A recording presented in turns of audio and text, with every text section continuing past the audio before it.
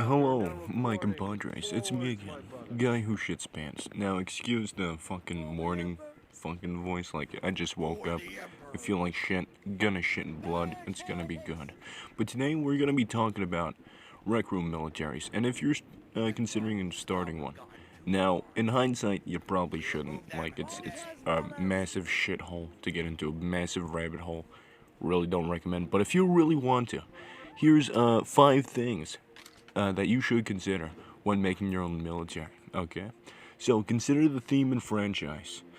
Have it based off something. If you just have like some very new thing that no one fucking knows about, like where you're the emperor and you got a prince and you got the emperor's assistant, and like it's just something that no one can fucking relate to. No one can compare it to anything. It's something that what's the word? It's irrelevant, really. Like you could base it off a book that you're writing if it's good, because no one's gonna fucking recognize it, because no one reads your book most likely. And also, Star Wars militaries. Now, a lot of people base it off that franchise, and I'm willing to bet there are fucking thousands upon thousands of Star Wars clans. It's just a shit. It's a shit show. I just despise Star Wars clans now. Like you can make a Star Wars clan so easily. Everything you can just use nothing but inventions, and bam, you got a Star Wars military. And it's just so oversaturated. If you make a Star Wars clan, I'm gonna shit blood. Uh, and another thing to consider with your franchise, make sure it's something niche. Like, just do not like go for Star Wars, please. Just do not go for Star Wars.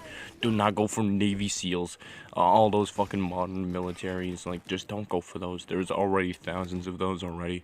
Go with something that people don't do, like fucking Star Troopers, Star Trek, Warhammer 40k, which is something that I do. This is the footage that you're seeing in the background, most likely, of an event, Necron event. So basically, if you don't know Warhammer 40k, it's like just Space Marines who are highly religious, basically space Nazis, but not actually space Nazis. But nonetheless, that's what I do, and it's the biggest Warhammer clan around, because I'm awesome. I'm hip like that. But nonetheless, make sure it's something niche. Just don't fucking be a Star Wars military, please. Please don't. Please don't. I don't care if it's a Mandalorian, I don't care if it's the Separatists, I don't care if it's the Sith or the Empire. Just don't be a Star Wars military, please. My booty cheeks cannot take the shitting blood anymore. Alright, next point. Have a well-planned and built base and Discord. So you want to make sure it's unique. Don't just go on those copyable maps and take what someone else has already made. Otherwise, everyone's gonna fucking notice that. You're gonna lose credibility as a clan because you don't build your own shit. You're gonna be treated like shit, and if you do build your own base, please don't have it be shit. Like back in the day, you could probably just get away with a box military, like just everything's a box. Back then, you probably could have gotten away with that, but now standards have skyrocketed. If people see that your military is just fucking boxes scattered around, you're gonna be laughed at out of the room. You're just that's just horrible building quality. And also your Discord. Now that's very important because like it's so easy for your Discord to get like fucking retardedly over cluttered with channels and fucking roles for your ranks and shit. Like it's so easy for it to all get out of hand and like just become overwhelming. Like currently in 40k, the Discord server is actually like a fucking old, not well-oiled machine, bro. Oh fuck. Still got that morning voice. Goddamn. I feel like it's just you really gotta consider your Discord because like that's gonna get out of hand fast, and you gotta prepare for that. And next point is, what content do you offer to your members? Like, do you do private events with them? Do you do like fucking like cool shit? Like fucking PvE, PvP, doing all that cool shit, killing furries. That's a good one. And that you should probably highly consider. But nonetheless, you people are going into that military expecting a new experience, something that no other military has given them so far. Okay? You need to consider what you give. What are you just a regular guy who just does training events and tell people to do faces and shit and fucking like fucking formations because like you're gonna get shat on. Every military does that. Do not be like every others. If you're gonna make a military like that, just join one, bro. Don't bother making another one. I don't want to see that on my fucking recommendations. And now, for the fourth point, consider what connections you make, like alliances and shit. So, the important part about alliances is because it gets your clan, gets you promotion, bro. Like, gets you like some of that advertisement in other clans if you get an ally. Like, you'll have your room pop up in their fucking Discord servers. You might even have a poster in their other rooms of your room, and you gotta do vice versa for that. Like, it's all interconnected network, like that just piggybacks off each other. Kind of what in 40k, the United Warhammer clans, all the smaller clans like to piggyback off 40k because we're the biggest. We can easily advertise them, easily get them to grow. Just like Tau, fucking HBW and all that shit. It's really nice stuff. So yeah, alliance is something that you want. It's not something that you need to have, but like it's something that will definitely give you the boost.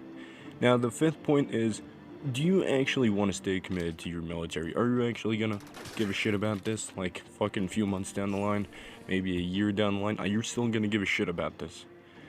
Because odds are, if you aren't, this is gonna be a very harrowing experience for you because you will experience burnout. You will want to fuck off. You will want to end it, maybe give it to someone else. I've done that in the past and I've regretted it, and now I got everything back. I just heard a noise outside. Awesome. I'm gonna get my booty cheeks touched. But nonetheless, like, it's so easy to lose motivation to continue your fucking clans and shit.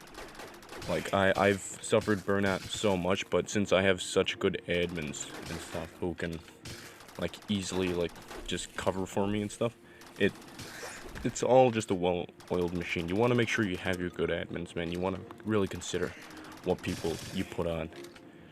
But yeah, man, you gotta stay committed, bro. You gotta fucking get up, even if you don't want to put on your VR. Even if you don't want to log on Rec Room, you still gotta do that, like, and just do something for your people. Otherwise, you're gonna go into obscurity. People are actually, and especially if you do something niche, like very niche, that people really like, they're gonna be counting on you to keep providing content. And if you don't, you're gonna let them down. You're gonna lose trust in your own community. And it's just gonna be a shit show. People are gonna start throwing shit at you. People are gonna shit blood like I do, and it's wonderful. Oh man, I'm losing breath so easily. What the fuck, man? My age getting to me. Also, technically a sixth point, but with your admins and stuff, if you're gonna get a co-owner, you really gotta consider the Rec Room Code of Conduct, because anything that they put in your room, that room is considered an extension of you. And so if they put swastikas or offensive shit in your room, and your room gets taken down, you can get banned.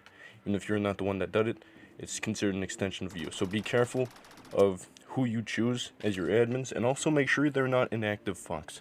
Like, in 40k we have that problem so much, that like so many admins just like to fuck off and just never appear again, and it really pisses me off. But good thing I still got like a good team with me. Nonetheless, that is what you need to consider when it comes to, like, fucking militaries. So, in hindsight, I wouldn't recommend doing it. I kind of still regret doing this and then becoming the biggest Warhammer clan, because now everyone fucking wants you to keep going with it, but you lost fucking motivation long ago, and now it's just like, you know, you're just trapped. You just don't want to disappoint everyone, don't want to let them down, and you just fucking continue. That's what I'm stuck as, man. I don't want to keep going. I keep going anyway. It's horrible. But nonetheless, guys, that's it for today. I'm gonna shed blood. And really, that's all I really have to talk about. Fucking militaries and shit.